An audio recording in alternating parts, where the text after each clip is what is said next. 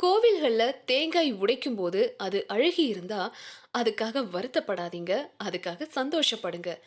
ஏன் அப்படிங்கிறத இந்த வீடியோல நான் உங்களுக்கு ஷேர் பண்றேன். கோவில்கள்ல தேங்காய் உடைக்கும்போது முதல்ல அந்த தேங்காய் கொப்பரை தேங்காயா இருந்தா என்ன அர்த்தம்னா, இறைவனுக்காக உடைக்கிற தேங்காய் முழு கொப்பரையா இருந்தா அது உங்க வீட்ல சுப காரியங்கள் நடக்க போகுது அப்படின்னு அர்த்தங்க. குழந்தை பேருக்காக காத்திருக்கிறவங்களுக்கு குழந்தை பேரு உண்டாகும். பிரிஞ்சிருக்கிற குடும்ப உறுப்பினர்கள் அல்லது உறவினர்கள் ஒன்னு சேர்வாங்கன்னு அர்த்தம். அதே போல பூ விழுந்த தேங்காய், கடவுளுக்காக உடைக்கிற தேங்காயில பூ விழுந்தா ரோக நாஸ்தி ஏற்படும் அப்படின்னு சொல்லுவாங்க. சில சாஸ்திரங்கள் பொன் பொருள் சேர்க்கையான ஸ்வர்ண லாபம் உண்டாகும் அப்படின்னும் சொல்றாங்க.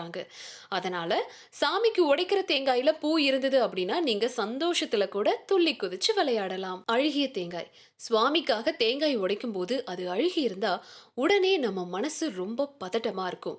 ஏதோ நடக்க கூடாதது நடந்துருமோ அப்படிங்கிற பயம் ஏற்படுறது உண்டு. தேங்காய் உடைக்கும் போது ஏற்படுற அழுகல் மனசுல பெரும் குழப்பத்தை உண்டாக்கும். ஆனா உண்மை என்ன தெரியுங்களா? தேங்காய் உடைக்கும் போது அது அழுகி இருந்தா அதுக்காக நீங்க சந்தோஷப்படணும்.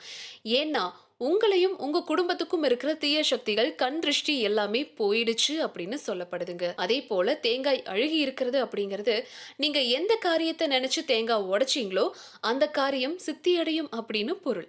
அடிக்கடி உடல் சரியில்லாம போறது, கெட்ட கனவுகள் வருது, துர்சகுனங்கள் உண்டாகிறது, கண் திருஷ்டி எல்லாமே நீங்குங்க.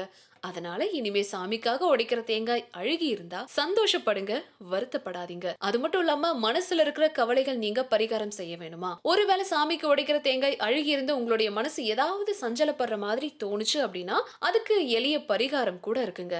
அது என்னன்னா, ஏதாவது காரியங்கள் நிறைவேறணும் அப்படின்னு நீங்க நினைச்சுக்கிட்டு தேங்காய் உடைச்சு அது அழுகி இருந்துச்சுன்னா அந்த காரியம் நல்லபடியா நடக்குமா இல்லையா அப்படிங்கிற கவலை இருக்கும் இல்லையா? அதுக்கு அன்னைக்கே ஒரு 5 அல்லது 7 பேருக்கு அன்னதானம் செஞ்சுட்டு மறுபடியும் அதே காரியத்தை நினைச்சு இன்னொரு தேங்காயை வாங்கி உடைச்சிடுங்க.